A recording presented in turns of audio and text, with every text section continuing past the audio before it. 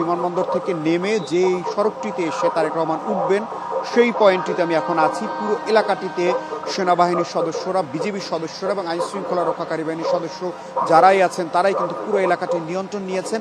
পুরো ট্রাফিক ব্যবস্থা এখন তাদের কন্ট্রোলে রয়েছে। শুধুমাত্র আমরা যারা গণমাধ্যম কর্মী, যাদেরকে বিএনপি অফিস থেকে আমরা যে স্টিকার সম্বলিত যে গাড়িগুলো ব্যবহারের অনুমতি পেয়েছি, অর্থাৎ যে গাড়িগুলো এই তারেক রহমানের বহরে থাকবে, সেই গাড়িগুলোই শুধুমাত্র দাঁড়ানোর জায়গা পেয়েছি আমরা রাস্তার পাশে। এর বাইরে আর কোনো গাড়ি এই এলাকায় দাঁড়াতে দেওয়া হচ্ছে না। যে গাড়িগুলো আসছে, অর্থাৎ বিমানবন্দর থেকে যে সকল যাত্রীরা গাড়ি নিয়ে যাচ্ছেন তাদেরকে সরাসরি এই সড়ক ধরে যারা বনানীর দিকে যেতে চাইছেন তাদেরকে বনানীর রাস্তায় একেবারেই সোজা চলে যেতে হচ্ছে। কোনো জায়গাতেই দাঁড়ানোর কোনো সুযোগ তারা দিচ্ছেন না, কারণ পুরো পথটি তাহলে বন্ধ হয়ে যাবে। একই সাথে উত্তরার দিক, টঙ্গী এই রুটে যারা যাবেন তাদের গাড়িগুলো সেই একই পথে বের করে দিচ্ছে সেনা সদস্যরা। এবং মানব যে ঢল নেমেছে, অর্থাৎ মানুষের যে ঢল তারেক রহমানকে দেখার জন্য নেমেছে বিমানবন্দর, রেল স্টেশন থেকে শুরু করে পুরো পথ জুড়ে, সেই পথে এক ধরনের ব্যারিকেড তৈরি করেছে সেনা সদস্যরা, যাতে রাস্তার একটি অংশ তারা ব্যবহার করে ৩০০ ফিট এলাকার দিকে যেতে পারেন। মূল সড়কে যারা তারা উঠে কোনো ধরনের প্রতিবন্ধকতা তৈরি করতে না পারেন। সামনের যে জায়গাগুলো রয়েছে সেখানে কোনো ধরনের প্রতিবন্ধকতা তৈরি করতে দেয়া হচ্ছে না, কারণ যখনই মানুষের জটলা হচ্ছে তখনই আমরা দেখছি সেনা সদস্যরা সেই জটলাগুলো ভেঙে ৩০০ ফিটের দিকে যারা যেতে চান তাদেরকে সেদিকে পাঠিয়ে দেওয়া হচ্ছে। এবং একই সাথে ঊর্ধ্বতন যারা কর্মকর্তা রয়েছেন সেনা সদস্য, তারাও কিছুক্ষণ পরপরই গাড়ি নিয়ে টহল দিচ্ছেন। আমরা একটু বিমানবন্দর এলাকার চিত্রটি দেখাই। পুরো সড়কটি আপনি দেখতে পাবেন ফাঁকা, অর্থাৎ তারেক রহমান এই সড়ক ধরেই আগাবেন এবং তার যে গাড়িবহর, সে আমরা যারা গণমাধ্যম কর্মী সেই ছবিটি তুলে ধরতে চাই। সেই বহরে থাকব, তারা ছাড়া আর বাইরে যে সকল যানবাহন আছে সেগুলো একেবারেই এই যে চলতি পথ সেই পথে পাড়ি দিতে হচ্ছে। এবং সামনে কিছু নেতাকর্মী এখানে আছেন, অপেক্ষায় আছেন। তারা বেশিরভাগই দেশের বিভিন্ন গন্তব্যে যাবেন এবং বিদেশে যাদের আন্তর্জাতিক ফ্লাইট রয়েছে, টিকিট রয়েছে, তারা অপেক্ষা করছেন। তাদের সেই টিকিটগুলো চেক করে তাদেরকে ভেতরে প্রবেশ করতে দেওয়া হচ্ছে। এবং আজ আমরা খুব বেশি একটি গাড়ি এই পথে প্রবেশ করতে দেখিনি, অর্থাৎ অন্য সময়গুলোতে এই যাত্রীরা একেবারেই গাড়ি নিয়ে বিমানবন্দরের ভেতরে প্রবেশ করতে পারেন।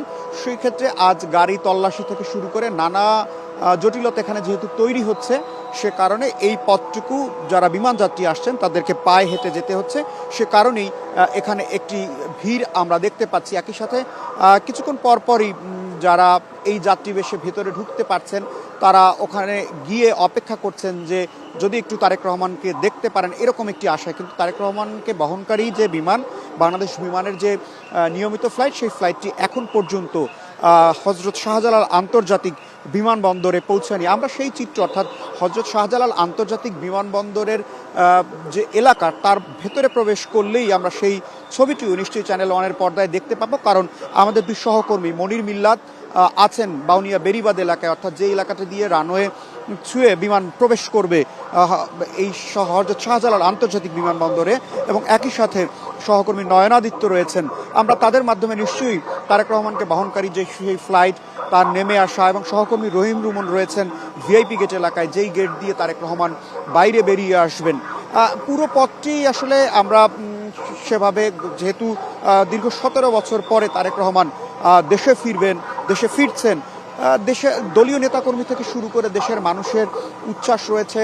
রাজনৈতিক যারা বিশ্লেষক রয়েছেন তারা কিন্তু এই দিকটিতে নজর রাখছেন, কারণ আজ বাংলাদেশের রাজনীতিতে একটি গুরুত্বপূর্ণ দিন।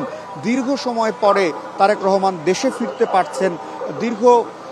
তার এই যে নির্বাসন, বাধ্য হয়ে থাকা বিদেশের মাটিতে, সেই জায়গাতে তার দেশে ফিরে আসা শুধুমাত্র দলীয় যে নেতাকর্মী তাদের জন্য নয়, দেশের রাজনীতির ক্ষেত্রেও আমরা দেখতে পাচ্ছি একটি বড় ভূমিকা রাখবে বলেই মনে করছেন। এবং তিনি 11:45 মিনিট থেকে 11:50 মধ্যে, অর্থাৎ 12টার কিছু সময় আগে তিনি হজরত শাহজালাল আন্তর্জাতিক বিমানবন্দরে ল্যান্ড করবে তাকে বহনকারী যে বিমান। তারপরে তিনি ভিআইপি টার্মিনাল থেকে তিনি বাইরে বেরিয়ে আসবেন। এরই মধ্যে আমরা যতটুকু খবর পাচ্ছি, আমরা সিলেট থেকে তাকে বহনকারী যে বিমান সেটি ঢাকার উদ্দেশ্যে রওনা হয়েছে। আপনারা দেখতে পাচ্ছেন নিশ্চয়ই বিমানবন্দরের সামনের সড়কে নেতাকর্মীদের উপচে পড়া ভিড় রয়েছে, যারা 300 ফিটের উদ্দেশ্যে যাত্রা করেছেন। অনেকেই এখানে অপেক্ষা করছেন, কিন্তু সেই জটলাটি ছাড়িয়ে দেওয়ার জন্য সেনা সদস্যরা কিন্তু বারবারই আমরা দেখতে পাচ্ছি এই সড়কটি যেন সচল থাকে, অর্থাৎ প্রতিবন্ধকতা যেন তৈরি করা না হয়, সেজন্য কিন্তু সেনা সদস্যরা সেভাবেই কাজ করছেন, তাদেরকে সেভাবেই নির্দেশনা দেওয়া হয়েছে।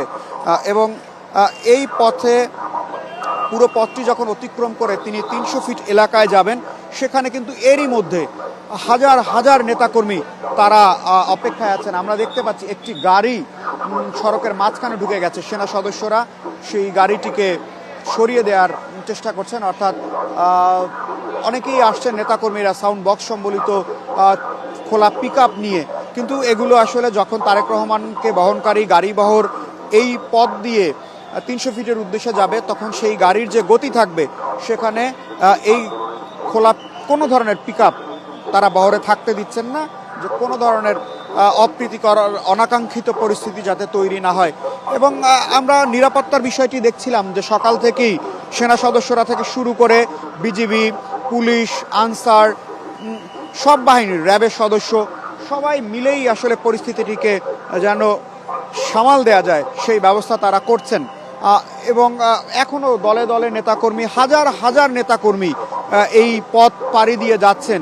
সেটি হয়তো লাখ লাখ হয়ে যাবে 300 ফিটে যখন তারা মিলিত হবেন তখন, কারণ ভোর 4টা থেকে আমরা এখানে আছি এই এলাকায়, এবং একইভাবে জনস্রোত দেখতে পাচ্ছি 300 ফিট মুখী। এবং তারেক রহমান 17 বছর পরে একটি নির্বাসিত জীবন শেষ করে তিনি বাংলাদেশের আকাশে ঢুকেছেন, এবং বাংলাদেশের আকাশে তিনি যখন প্রবেশ করেছেন তখন কিন্তু তিনি ফেসবুকে একটি স্ট্যাটাস দিয়েছেন, সেখানে তিনি উল্লেখ করেছেন দীর্ঘ 6314 দিন পর বাংলাদেশের আকাশে।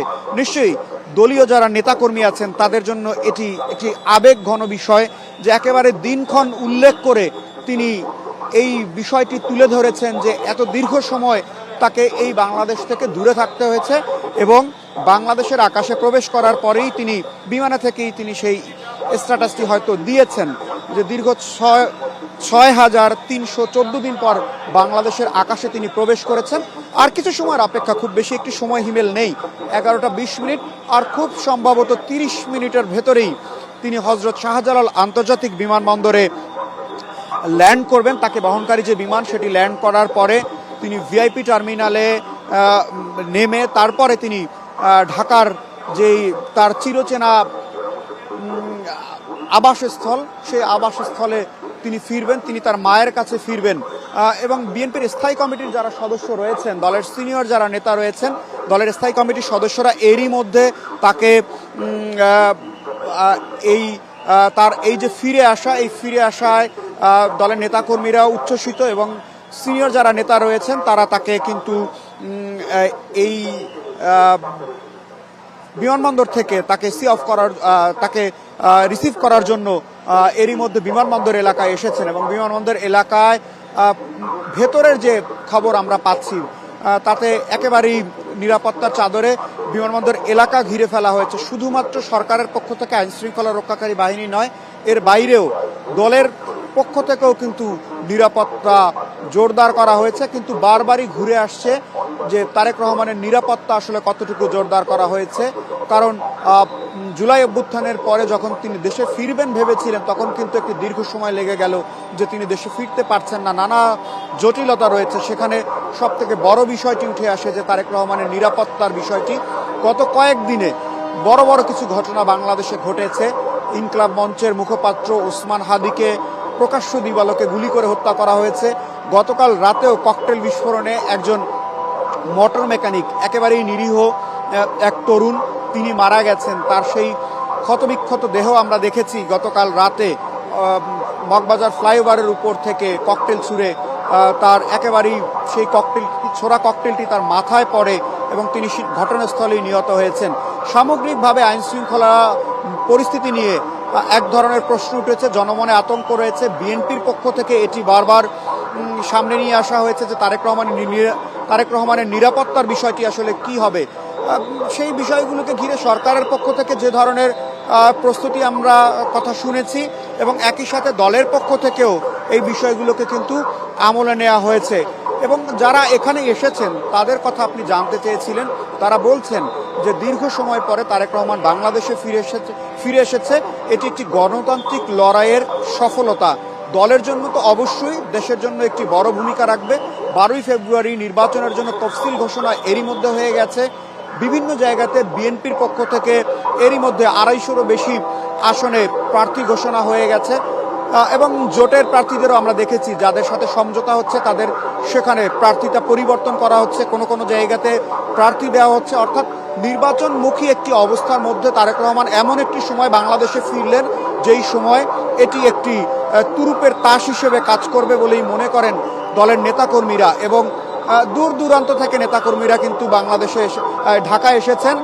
বিশেষ করে উত্তরবঙ্গের যারা বাংলাদেশে এই উত্তরবঙ্গের বাংলাদেশের একেবারেই সীমান্ত ঘেঁষা যেই জেলাগুলো রয়েছে, পঞ্চগড়, দিনাজপুর, নীলফামারী, এইসব জায়গা থেকে যে সকল নেতাকর্মীরা বিএনপির এসেছেন তারা বলছেন যে দীর্ঘ একটি লড়াই তাদেরকে করতে হয়েছে। গত 17 বছর ধরে জেল জুলুম থেকে শুরু করে নানান নির্যাতনের মধ্য দিয়ে তাদেরকে যেতে হয়েছে এবং সেই নির্যাতনের পরে তারা তারেক রহমান ফিরবেন এমন একটি আশায় ছিলেন এবং শেষ পর্যন্ত তারেক রহমান বাংলাদেশের মাটিতে আসছেন এবং তিনি আজ সংক্ষিপ্ত যে সমাবেশ রাখা হয়েছে সেই সংক্ষিপ্ত সমাবেশে তিনি বক্তব্য প্রদান করবেন এবং সেই বক্তব্যে নিশ্চয়ই এই যে লড়াইয়ের প্রতি, মানুষের ভালোবাসার প্রতি এবং দলের প্রতি এই যে নেতাকর্মীদের ত্যাগ, সেটি তিনি কৃতজ্ঞতা ভরে প্রকাশ করবেন।